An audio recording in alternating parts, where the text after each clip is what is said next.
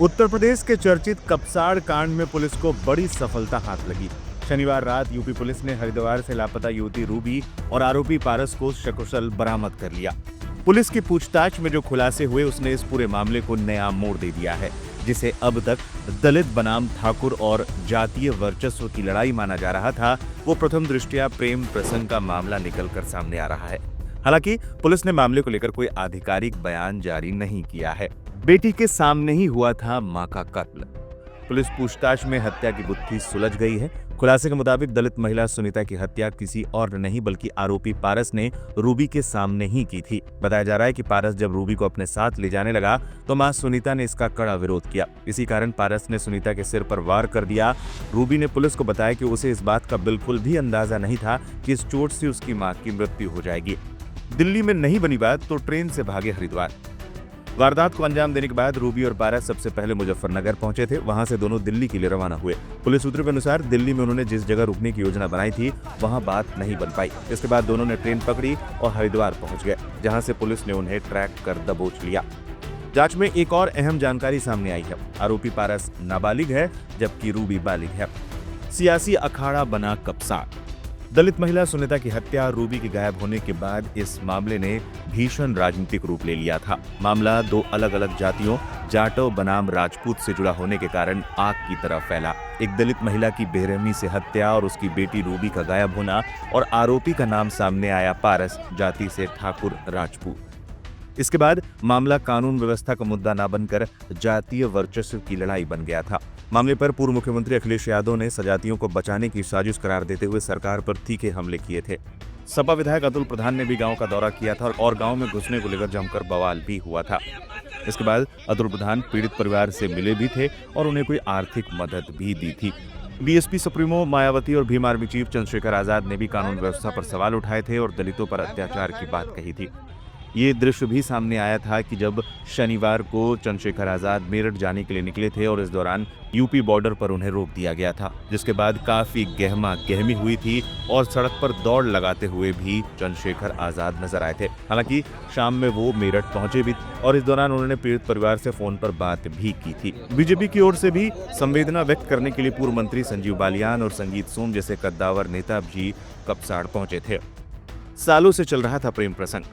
Ruby और पारस के मिलने के बाद अब गांव के दबे हुए स्वर मुखर हो गए हैं। जो ग्रामीण पहले डर या संकोच के कारण चुप थे, अब खुलकर कह रहे हैं कि पारस और रूबी के बीच पिछले कई सालों से प्रेम प्रसंग चल रहा था। इसे लेकर गांव में पहले भी कई बार पंचायतें बैठ चुकी थी। ये ना तो दलितों को दबाने की साजिश थी और ना ही सामंती फरमान। ये शुद्ध प्रेम प्रसंग था, वो भी ऐसा जिसे रूबी वाल्मीकि समाज की बालिग है और पारस ठाकुर समाज का नाबालिग है।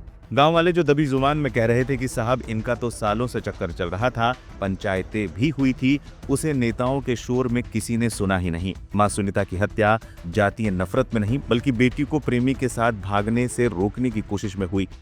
ये एक अपराध था जिसे एक सिरफिरे आशिक ने अंजाम दिया, ना कि राजपूतों की फौज ने। जहां केस सुलझने का दावा हो रहा है, लेकिन भीम आर्मी चीफ चंद्रशेखर आजाद का रुख अब भी सख्त है। उन्होंने आशंका जताई है कि पुलिस के दबाव में या परिवार को धमकाकर बयान बदलवाए जा सकते हैं।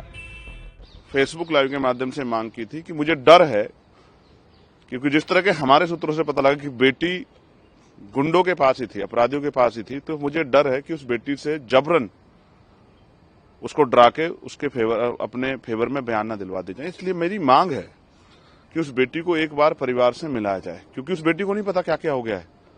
उस बेटी की जानकारी में नहीं है, उस बेटी को क्या बीत रही है, वो किस सिचुएशन में उसको कितना डराया गया है। क्योंकि उसका एक बयान मैंने सुना है कि मेरे परिवार की हत्या का डर दिखाकर कि उनकी हत्या कर दूंगा, ये गुंडा आरोपी मुझे लेके गया है। तो मैं चाहता हूं कि उसका डर तब निकलेगा जब परिवार के सामने वो बेटी आ जाएगी और फिर उसके बयान हो। और एक मेरा जो सबसे बड़ा डर है, जिस तरह के बयान उसके भाई और पिता के हैं, वो गांव उनके लिए सेफ नहीं है। मैं सरकार से मांग करता हूं कि उनको शहर में, क्योंकि उस डर के साए में ना वो कानूनी लड़ाई लड़ पाएंगे और ना ही इस अपमान के साथ वो वहां रह पाएंगे। क्योंकि कल वो मुझसे कह रहे थे, उनका भाई मुझसे रात वीडियो कॉल पर कह रहा था कि माँ तो मारती है, आप माँ को तो नहीं देख पाए, लेकिन पिता को भी मार देंगे, आप आ जाओ। इसलिए मैं चाहता हूं कि मैं मुख्यमंत्री योगी आदित्यनाथ से मांग करता हूं, ठाकुर योगी आदित्यनाथ जी से मांग करता हूं कि वो उस परिवार को सुरक्षित करने के लिए, अगर वास्तविकता में उनके अंदर इतना सा भी न्याय का चरित्र है, तो उसको वहां से गांव से निकाल के उस जातंकवादी, उस जातीय ईर्षा से भरे गांव से निकाल के उस परिवार को मेरठ में एक मकान रहने की व्यवस्था करा दे, जिससे कि वो परिवार अपनी आगे की लड़ाई लड़ सके। फिलहाल पुलिस दोनों को कोर्ट में पेश करने जा रही है और मेडिकल जांच के बाद स्थिति और स्पष्ट होगी। लेकिन पारस नाबालिग है और प्रेम प्रसंग की पुष्टि ने इस हाई प्रोफाइल केस की दिशा पूरी तरह से बदल दी है।